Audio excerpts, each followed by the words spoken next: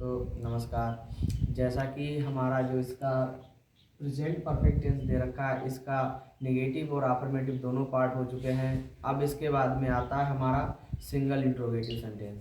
Single interrogative sentence वो वाक्य होते हैं जिनके प्रारंभ में क्या शब्द दिया गया होता है, वो वाक्य जो है हमारे सिंगल इंट्रोगेटिव सेंटेंस के होते हैं।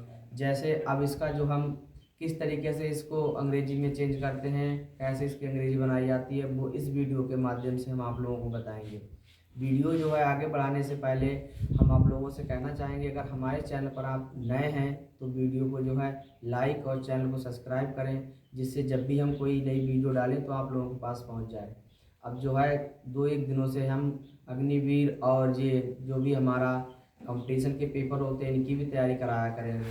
जैसे अब हमारे पास बोर्ड पर दे रखा है प्रेजेंट परफेक्ट टेंस का सिंगल इंट्रोगेटिव सेंटेंस। जैसे इसकी पहचान, इस काल के यदि किसी वाक्य के प्रारंभ में क्या शब्द आए तो हिंदी से अंग्रेजी बनाते समय सबसे पहले सहायक क्रिया हैज या हैव लाते हैं। यानी कि वाक्य में अगर हमारे पास सबसे पहले क्या शब्द आया है तो इसको अंग्रेजी में बनाते समय जो है सबसे पहले सहायक क्रिया हैज या हैव को दोनों में से एक को लाना है। अगर हमारा कर्ता बहुवचन का है तो हमें हैव को लाना है, एक वचन का है तो हमें हैज को लाना है।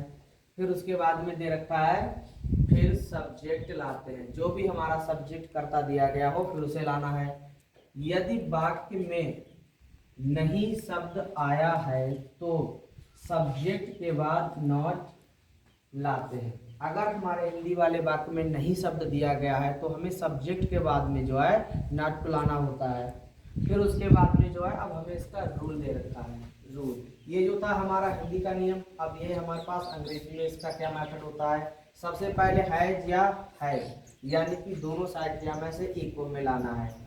फिर उसके बाद में प्लस सब्जेक्ट यानी जो हमारा कर्ता दे रखा हो, plus not, plus MB of third form यानी जो हमारी क्रिया दे रखी हो। फिर उसके बाद में preposition plus all object plus etc plus प्रश्नवाचक चिन्ह। यानी कि सबसे पहले हमें जो है सहायक क्रिया हैज या हैव लानी है, फिर उसके बाद में सब्जेक्ट लाना है, फिर नॉट लाना है, फिर उसके बाद में थर्ड फॉर्म लाना ही मुख्य क्रिया की, फिर उसके बाद प्रीपोजिशन, फिर ऑल ऑब्जेक्ट, फिर ईटीसी, फिर प्रश्नवाचक चिन्ह। फिर जैसे अब हमारे पास इसका एक उदाहरण दे रखा है। उदाहरण में है हमारे पास क्या धोबी कपड़े नहीं धुल चुका है। क्या धोबी कपड़े नहीं धुल चुका है। तो क्या है हमारे पास इसमें क्या शब्द आ गया, पहले से क्या शब्द जो है इसके प्रारंभ में ही आ गया है। तो अब हमें क्या है सबसे पहले सब्जेक्ट के मुताबिक हमें सहायक क्रिया हैज या हैव दोनों में से एक को लाना है। हैज या हैव हमें दो सहायक क्रिया दे रखी हैं, इन दोनों में से हमें एक को लाना है। तो धोबी जो है हमारा एक वचन में होता है तो इसके साथ में सहायक क्रिया जो है क्या है हैज लेकर आएंगे। ठीक, फिर उसके बाद में जो है हमें दे रखा सब्जेक्ट। सब्जेक्ट हमारा इसमें धोबी दे रखा है तो दबासन में हो जाएगी इसकी स्पेलिंग। फिर उसके बाद में हमें दे रखा है नॉट। हिंदी वाले वाक्य में जो है हमारे पास नई शब्द दे दिया गया है। अगर ये नई शब्द नहीं आता तो इस नॉट को हम छोड़ देते, लेकिन क्या इसमें हमें नई शब्द दे रखा है तो इसको भी हमें लाना है। तो अब हम क्या है नॉट ले आएंगे। फिर उसके बाद में दे रखा है एमबी ऑफ थर्ड फॉर्म यानी कि जो हमारी मुख्य क्रिया जो निर्देश हमें मिल रहा है। जैसे इसमें निर्देश मिल रहा है कि धुल चुका यानी कि धुलने का निर्देश हमें मिल रहा है, तो धुलने की स्पेलिंग बास होती है, इसमें थर्ड फॉर्म लानी है तो ईडी बढ़ा दी, ये हमारी थर्ड फॉर्म बास हो गई।